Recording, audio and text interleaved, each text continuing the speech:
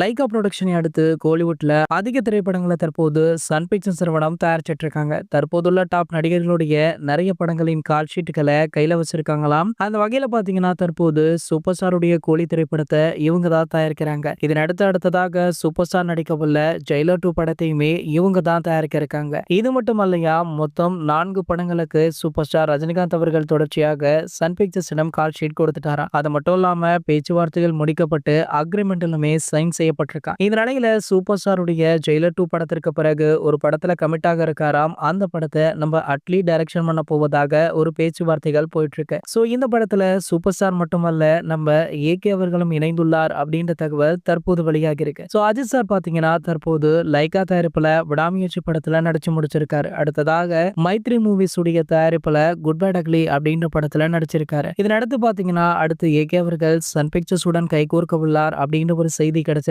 So அந்த படத்துல தான் பாத்தீங்கன்னா ரஜினிகாந்த் அவர்களும் ஏகே அவர்களுமே இணைய போறாங்க அப்படின்ற ஒரு டாக் போயிட்டு இருக்கு. இந்த படத்தை நம்ம அட்லி அவர்கள் இயக்க போவதாக ஒரு பேச்சு அதிகமாகவே பேசப்பட்டு வருது. சோ வெயிட் பண்ணி பார்க்கலாம் இதற்கான முறையான அறிவிப்பு எப்போது வெளியாகுது அப்படின்றத. இது போன்ற சினிமா செய்திகளை பத்தி நீங்க உடனே தெரிஞ்சுக்க நம்மளுடைய செய்தி துளிகள் சேனலை மறக்காம சப்ஸ்கிரைப் பண்ணிக்கோங்க.